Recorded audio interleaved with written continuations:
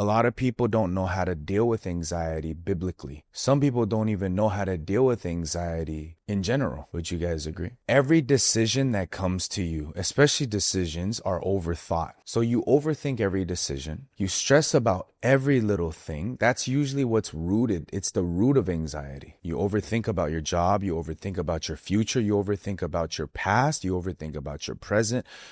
It's all things that Satan uses to get you exhausted. You guys understand what I'm saying? And it's rooted in this fact of control. So the enemy gives us this heart to want to be in control of everything. That's when you don't have stress and anxiety. That's what he makes you think, right? Oh, I need to know all the answers to everything. What's going to happen when I jump on that plane?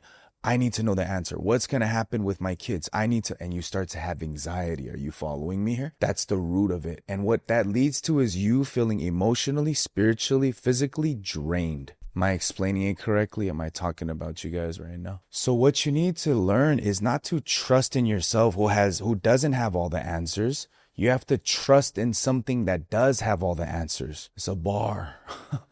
So it's not about you trusting in yourself who doesn't have all the answers and is not infallible.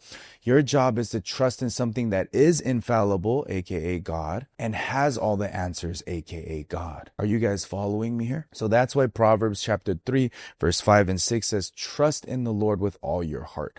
What does it actually mean to trust the Lord in all your heart? With all your heart. It means to recognize there is something greater than me that can do greater things than me. Sheesh, that's a bar. Understand? We have to recognize that we don't have control of everything, but there is something genuinely that has control of everything. Are you guys catching me here? But how do you trust something if you don't know it, if you don't have a relationship with it, and you don't visit it all the time? Meaning the Bible. Understand? That's why God gave us this Bible. So when we're feeling anxiety and depression and stress and all those negative things, we can jump into this Bible as the antidote to help us. But most people, when they have anxiety, they don't jump in their Bibles, they jump in their feelings. Their one thought leads to 2 thoughts, leads to 5 thoughts, leads to 10 thoughts. And their one problem leads to 3 problems, leads to 10 problems, leads to 30 different problems. That is overthinking at its core. And that is anxiety at its core. And the root of it is because you trust yourself and your capabilities and abilities above God. Are you guys following me here? So perfect peace, as Isaiah 26 tells us, only comes from a perfect being, which is God. We can never manufacture it. So think about it like Korea. Korea, the country, does not have any oil. It has tried for many years to dig oil here, dig oil there in these different provinces, in these different areas of Korea, and there's no oil. So they wasted all these resources to find the oil, but there's no oil there. So what did they have to do? Keep digging? No, they couldn't manufacture oil out of thin air or any other thing because they didn't have the resources. So what they did was they now import oil from someone else. They basically borrow it, they buy it from something else, right? Likewise, we ourselves cannot be perfect. We aren't perfect human beings.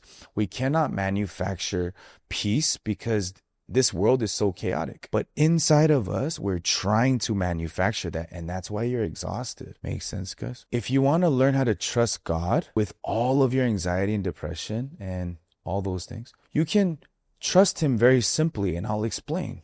When you guys were kids, for example, who walked you across the street? All of us were kids. Think about this for a second. When you're walking across the street, who tells you, hey, hold my hand and walk across? Trusting in God is the same as the kid holding their father or their mother's hand while crossing the street. The child doesn't need to know where they're going. Do you understand what I'm saying? They just need to trust who they're with. That's faith. That's how you trust God.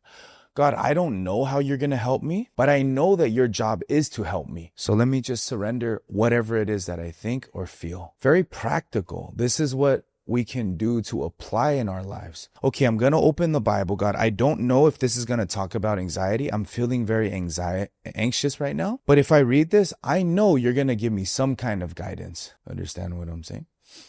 You guys got that, right? So it's not about like, okay, I need to make it make sense and then I'll accept you. That's not faith. That's confirmation. We don't confirm God. We have faith and believe in God, whether it makes sense or not to us. So that's kind of how you can apply this to your life. If you're overthinking, right? It's because you're not in control 9 times out of 10. If you have anxiety, it's because you are trying to control things that you cannot control. But all you have to do is believe in the one who's in control. And that's going to literally help you. Oh, I don't know where my future is going to be.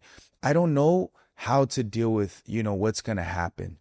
But I do know there's something out there, which is God, who has control of all things. You guys got that?